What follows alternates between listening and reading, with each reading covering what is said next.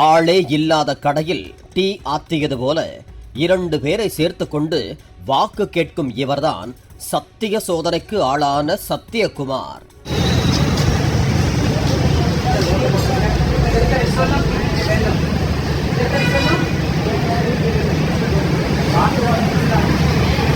வரும் சட்டமன்ற தேர்தலில் தமிழக வெற்றிக் கழகம் 234 தொகுதிகளிலும் தனித்து களம் காண்கிறது.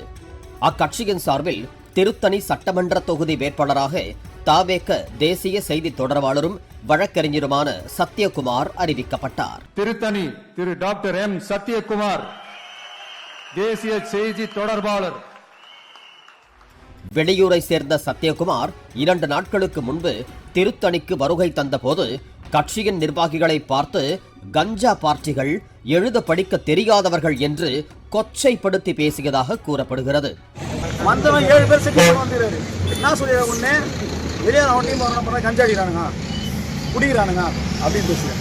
இதனைத் தொடர்ந்து கடந்த 2ஆம் தேதியன்று சத்தியகுமார் வேட்புமனு தாக்கல் செய்ய திருத்தணி வருவாய் கோட்டாட்சியர் அலுவலகத்திற்கு தனியாக செல்வதை அறிந்த கட்சி நிர்வாகிகள் 100க்கும் மேற்பட்டோர் அங்கு சென்றனர்.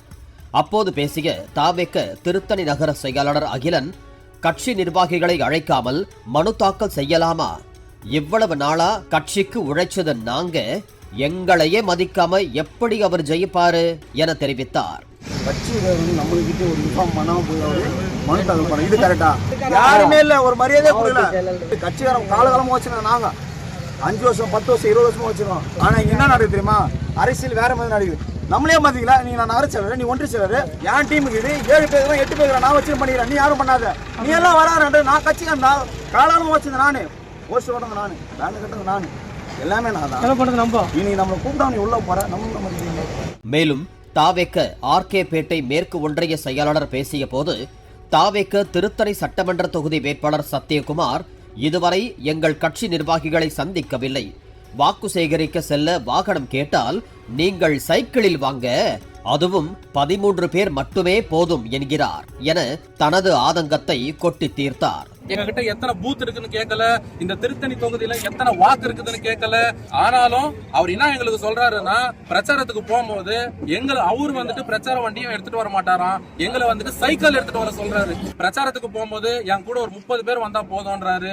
திருத்தணி சட்டமன்ற தொகுதி வேட்பாளர் சத்தியகுமாரை மாற்றுமாறு தாவேக நிர்வாகிகள் கோஷமிட்டு எதிர்ப்பு தெரிவித்தனர்.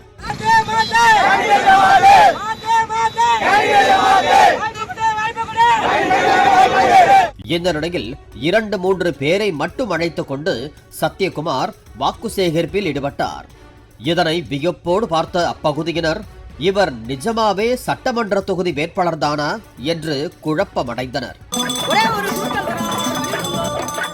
பூந்தமல்லி தொகுதியின் தாவேக வேட்பாளராக அறிவிக்கப்பட்ட பிரகாசம் மீது தாவேக மகளிர் அணியைச் சேர்ந்த பெண் ஒருவர் பாலியல் புகார் அளித்ததை தொடர்ந்து ஆபாசமாக பேசுதல், பாலியல் துன்புறுத்தல், மிரட்டல் உள்ளிட்ட 6 பிரிவுகளின் கீழ் பிரகாசம் மீது வழக்கு பதிவு செய்யப்பட்டது.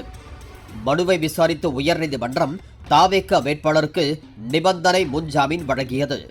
அதன்படி தாவேக வேட்பாளர் பிரகாசம் 15 நாட்களுக்கு உள்ளூர் காவல் நிலையத்தில் ஆஜராகி கையெழுத்து போட வேண்டும். தேர்தல் பரப்புரையின் போதும் உள்ளூர் காவல் நிலையத்தில் தினமும் கையெழுத்து போட்டுவிட்டு பிரச்சாரத்தில் ஈடுபட வேண்டும் என்ற நிலை உருவாகி உள்ளது. இதனை பலரும் விமர்சித்து வருகிறார்கள்.